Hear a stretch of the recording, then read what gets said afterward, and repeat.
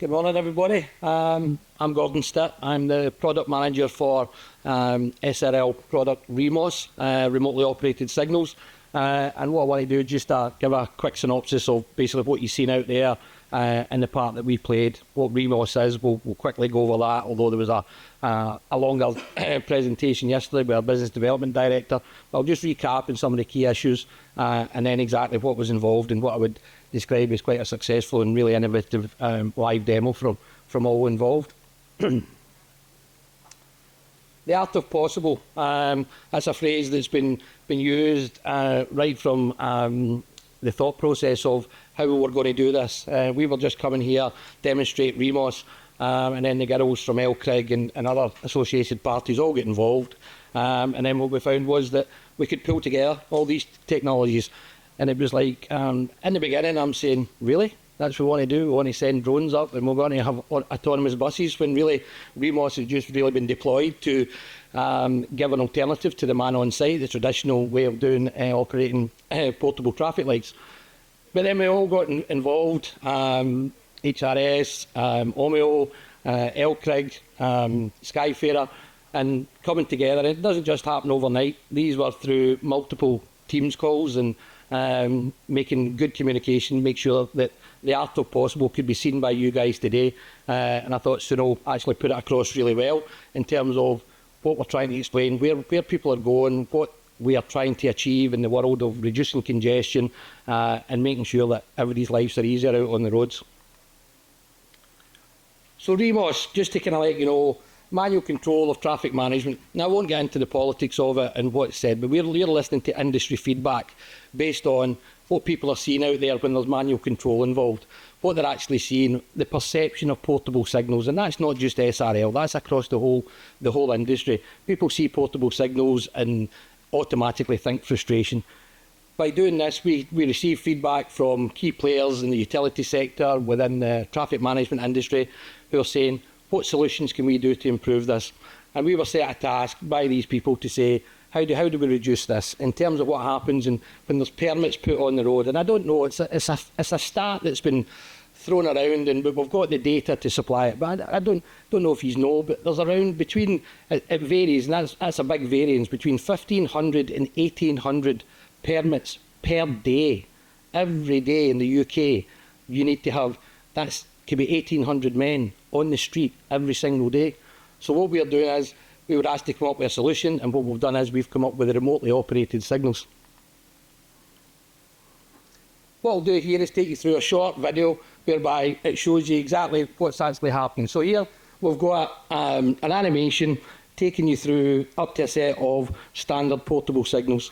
As you come along, it's a three-way. As we get towards the end, over on the right-hand side here, you'll see the operative. He's standing, he's manually controlling how the lights are going to go. One of the things you can notice from this straight away is that operator is standing in a work zone that might be 100 metres long.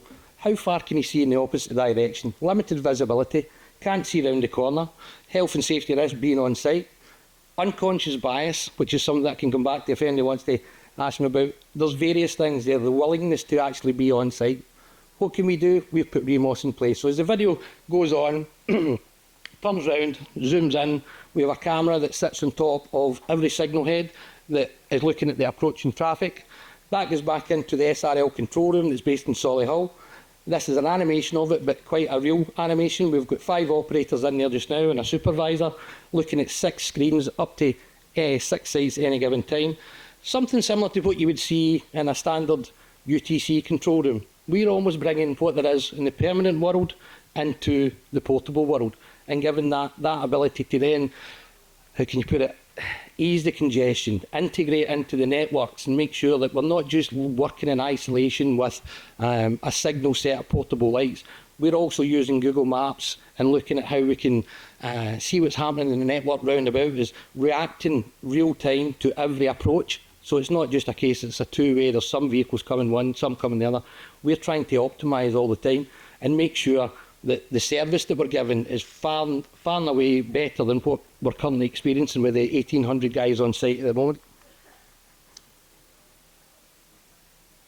One of the things that I encountered when I took on this role about 9 months ago, I was asked to go and contact traffic management companies who have got resource, who have got to get guys out there on the street every single day. And I was getting various feedback. I thought there would be kickback because they want to have the resource, they want to have revenue of men on site, all that, these kind of things. But what I was getting from experienced people within the industry is it's time for change, right? It really is time for change in terms of we are now in 2025 and we still think the best way of operating portable signals is having a man. Now, it's great in a day like today, the guy's probably out there with a nice bottle of Diet Coke and enjoying the sunshine. Rewind that into November, December, and you've got a guy on site with people honking their horns and the rain's coming down or it's freezing cold. His concentration levels have got to stay at an optimum that we're expecting as a public and as drivers, because we're used to getting through permanent signals that may be designed and optimal timings and making sure that everything's flowing, and then you hit a set of roadworks and that's not happening anymore. That's because the guy on site is just basically... We're asking people to do things that we probably wouldn't want to do ourselves. So this is where the REMOS comes into it, puts it in a controlled environment whereby we'll get trained operators who are sitting in a nice air-conditioned office regardless of the weather, and they can focus and concentrate on exactly what's happening. There's a scarcity of labour. That was one of the things that came back to me. One major TM company said there's a 25% no-show rate for man on site every single day. Can you imagine you're in charge of deploying 100 sites every day with manual control, and then you get 25 phone calls? You've got to find 25 men to make sure that you're going to ease that congestion. It's not easy. So this is where taking it away, having it remotely done, is just another way of where we're assisting the industry. We're not saying we're going to take it over, because there'll still be a requirement for the man on site, but at least we're able to do that as well. Improve traffic flow. Some of you don't know me. I've been in the industry since 2003 and I'll still meet colleagues here. And one of the key things about me is you drive up, and it's involved in traffic signals. We can drive up to a set of traffic signals and see if they're working properly or not working properly.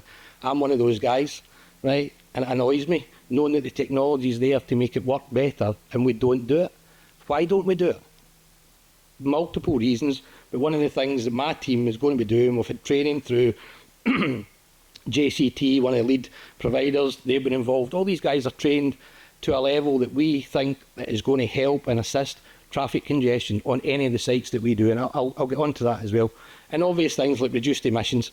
That, in terms of that, guys, that's something that basically, how can we put it, if you've got people travelling to and from site, if you've got a guy sitting in a van on a cold day with his van idling, more emissions, right? It's just, and if you multiply with that by 1,800, some of the figures our marketing teams pulled together are quite staggering.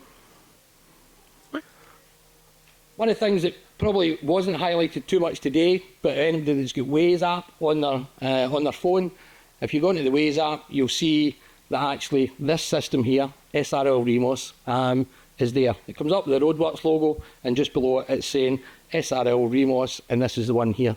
One of the things that we want to do is we want to integrate it into Waze, like so the guys have said there. They're also doing the same, whereby the public are more informed as what's happening. And one of the things that they'll get is if they know they're going to coming up to a set of lights or temporary works, if we get it out there, there's remotely operated signals. We're hoping that through time, people will identify the fact, well, I'm at least coming up to a set of remotely operated signals, because that tends to be better than what I'm seeing, because people will now say if they hit a set of portable lights, they don't like what they're seeing. So hopefully through Waze and other things. One thing that I'll add into that as well, and we were involved in something to do with Elkrig, whereby, let's say there's a vehicle travelling, there's a set of lights, and an emergency vehicle is being deployed by a company called Haas. They can send it from point A to point B, and within that, if there's a REMOS system, what will happen is they're going to send us an alert. So they're going to alert us also that the fact that there's emergency services vehicles coming through, so we can then amend the timings automatically. We're just going to receive that alert. Loads of technology coming in over and above what you've seen today. Quick architecture of what actually happened today. So we've seen the guys there. We had the incursion. The incursion happened. What happened was that was sent directly. Our operators are sitting in the control room. They received the alert from HRS. They then push the button whereby they send a signal out to set the VMS, send a message to the drone. and also the autonomous bus. All three of those all received alerts simultaneously, and at the same time what was happening was we were looking at it on a PTZ camera. We zoomed into what the incursion zone was, and we also hit the button to send the traffic lights to all red. So we sat them in all red until we see that either the emergency services have got there, the incursion's been cleared, the bus has been stopped. We don't change anything until such times as we can visually see what's going on overall on the site. And that's the architecture of how that all came together today. So I think I've covered it. Hopefully the information I've given you has been insightful, and if you want any further information, come and see us on the stand. Okay, thank you very much.